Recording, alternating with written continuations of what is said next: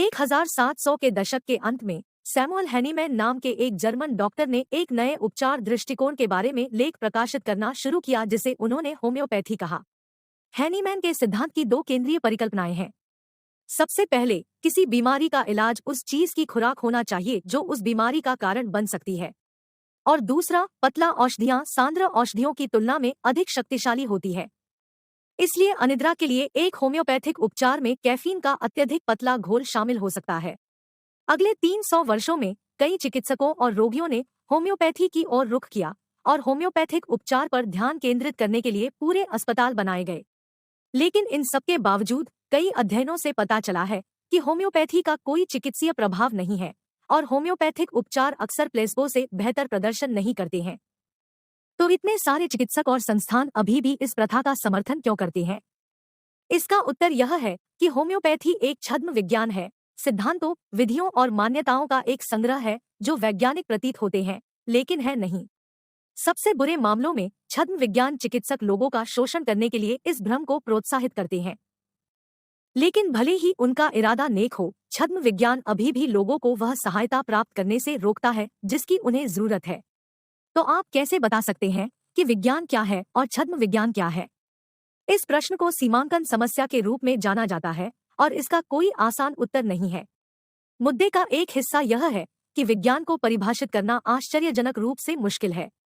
एक सामान्य विचार है कि सभी विज्ञानों को किसी न किसी रूप में अनुभवजन्य साक्ष्य के विरुद्ध परीक्षण से संबंधित होना चाहिए। लेकिन कुछ वैज्ञानिक गतिविधियां मुख्य रूप से सैद्धांतिक होती हैं और अलग अलग विषय अलग अलग लक्ष्यों, पद्धतियों और मानकों के साथ अनुभववाद तक पहुंचते हैं। 20वीं सदी के दार्शनिक कार्ल पॉपर ने सीमांकन की समस्या को एक सरल नियम से हल करने का प्रयास किया। उन्होंने तर्क दिया कि किसी सिद्धांत के वैज्ञानिक होने के लिए उसे गलत साबित किया जाना चाहिए या गलत साबित होने में सक्षम होना चाहिए। इसके लिए विशिष्ट भविष्यवाणियां करने के लिए एक सिद्धांत की आवश्यकता होती है। उदाहरण के लिए, यदि आप यह सिद्धांत बना रहे हैं कि पृथ्वी सूर्य के चारों ओर घूमती है, तो आपको रात के आकाश में अन्य खगोलीय पिंडों के पथ की भविष्यवाणी करने में सक्षम होना चाहिए। फिर इसे इस आधार पर अस्वीकृत किया जा सकता है कि आपकी भविष्यवाणी आपके अवलोकनों से मेल खाती है या नहीं। पॉपर का मिथ्याकरण मानदंड ज्योतिष जैसे छद्म वैज्ञानिक क्षेत्रों की पहचान करने का एक शानदार तरीका है जो अत्यधिक व्यापक भविष्यवाणियां करता है जो किसी भी अवलोकन के अनुकूल होती है। हालांकि केवल मिथ्याकरण से सीमांकन का मुद्दा पूरी तरह से हल नहीं होता है। कई चीजें जिन्हें हम अब विज्ञान मानते हैं वे एक समय ज्ञान या प्रौद्योगिकी की कमी के कारण अप्राप्य थी।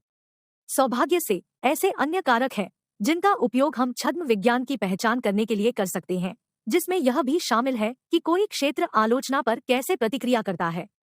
वैज्ञानिकों को हमेशा इस संभावना के प्रति खुला रहना चाहिए कि नए अवलोकन जो उन्होंने पहले सोचा था उसे बदल सकते हैं और नए स्पष्टीकरणों के पक्ष में पूरी तरह से अस्वीकृत सिद्धांतों को खारिज कर दिया जाना चाहिए।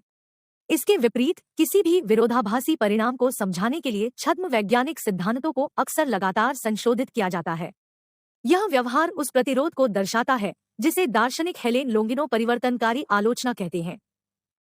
छद्म वैज्ञानिक क्षेत्र अपने आंतरिक पूर्वाग्रहों को संबोधित करने या पारदर्शी सहकर्मी समीक्षा में सार्थक रूप से शामिल होने की कोशिश नहीं करते हैं। विज्ञान का एक अन्य प्रमुख मार्कर समग्र स्थिरता है।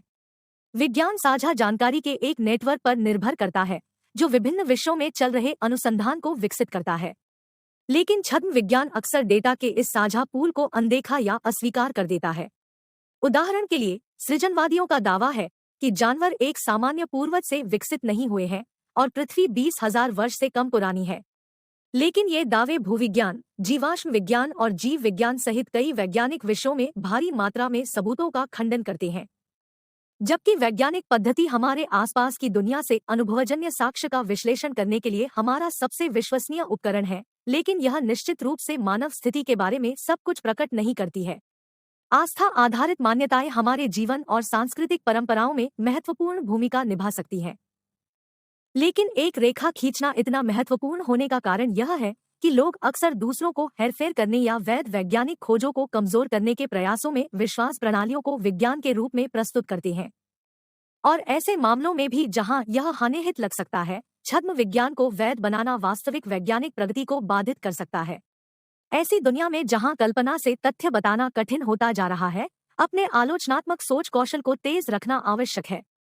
तो अगली बार जब आप कोई अद्भुत नया दावा सुने तो अपने आप से पूछें, क्या हम इसका परीक्षण कर सकते हैं? क्या इस सिद्धांत के पीछे के व्यक्ति अपने दावे को अद्यतन कर रहे हैं? नए निष्कर्षों के साथ रैम्स? क्या यह दुनिया की हमारी व्यापक वैज्ञानिक समझ के अनुरूप है?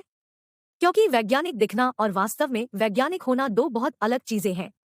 जब सही ढंग से लागू किया जाता है तो वैज्ञानिक पद्धति दुनिया को बदलने की शक्ति रखती है, कभी कभी शाब्दिक रूप से। इस वीडियो से रोजमर्रा की जिंदगी को आश्चर्यजनक तरीकों से बदलने के लिए इस्तेमाल किए जा रहे विज्ञान के बारे में और जानें।